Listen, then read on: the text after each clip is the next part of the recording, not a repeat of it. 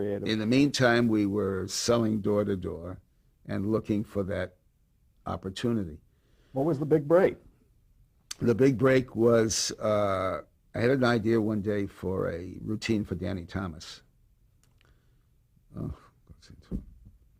there was a kid I knew when I was 7, 8 years old by the name of Merle Robinson in Hartford, and who came into my life for real just 2 years ago, or a year ago, again. But anyway, Merle Robinson, I loved his name. So I always appropriated that name if I got into trouble in the Army. If an MP stopped me, I was Merle Robinson. I used that name all the time. So with this idea for Danny Thomas, I called, and we knew he was represented by the William Morris office. I called deliberately at the lunch hour and got the name of the guy, can't remember that, and got his secretary, who represented, the agent who represented Danny Thomas. And speaking as fast as I could, I said, oh, I'm sorry, he's out to lunch. I'm Merle Robinson from the New York Times. I've been out here for 2 days interviewing Danny Thomas. I'm at the airport now. Oh, my goodness, they're calling my flight. I've got 2 questions. I'm writing this piece on the plane. I have to file it as soon as I get there. I have 2 questions from this. Anyway, she gave me his number. So I called Thomas, and he picked up the phone. He happened to be working. Amazing how some things come back. Wally Pop was Danny Thomas's accompanist. This was before, obviously.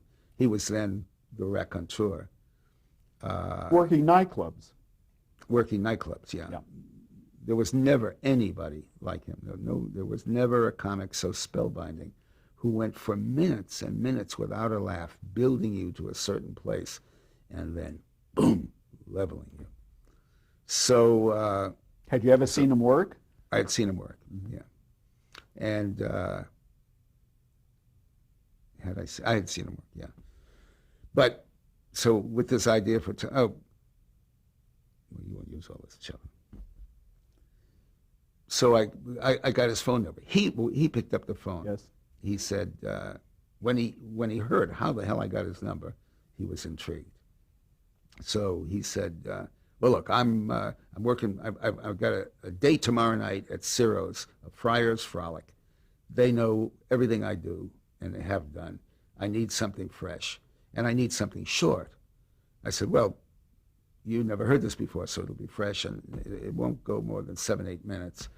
I don't know if I can learn 7, 8 minutes that fast. Well, maybe you can go 5, 6 minutes. He said, all right, get over here. And he had Beverly Hills address. And I had to say, well, I can't get over there now. It's like 3 p.m, but I'll be there, we'll be there by 6:30. You said you were calling from Hollywood. What do you mean 6:30? This thing hasn't been written. It was just an idea. So you needed some time to write it. So if you're not here by 6:30 or whatever, forget it. We got there with the thing written at 6:30. It was... he did it for years and years. He talked about Yiddish words which had no counterpart in the English language. Because Danny Thomas was not Jewish himself. He was Lebanese, yes. But he told Mediterranean jokes, okay. Italian, Jewish, Armenian. Anyway, this was a long routine about words that have no counterpart in English. There were Yiddish words. He would say that the 3 words could be almost the same thing, but it would take a couple of paragraphs to explain the difference between almost and the same thing. And he used tzimisht, tumult, and farblunchet, 3 words describing a certain degree of confusion, and told a little story to illustrate the 3 of them. And he was a smash at Ciro's the next night. We should explain Ciro's was a nightclub. Ciro's was a nightclub on Sunset Boulevard, a very famous nightclub. And they loved him the next night. We were standing in the kitchen looking through the curtain while he did this. And the next morning, David Susskind, who was representing the show, a show in New York, called and said, we the guys who wrote that, have you ever written any television? We had never written a television show. We said, yes.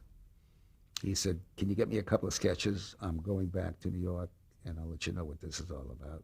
Was David Susskind related to you? My first cousin. Didn't even know I was in Los Angeles. And he was also working as a publicity agent, was he not? No, he was an agent. An agent. He was an agent at the same, and I wonder if he went to MCA because Uncle Jack did. Right.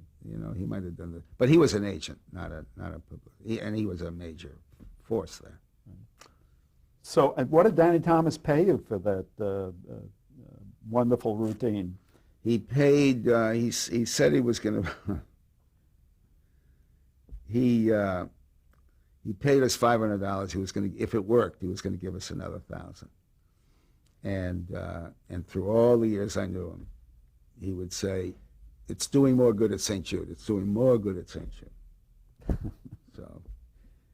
So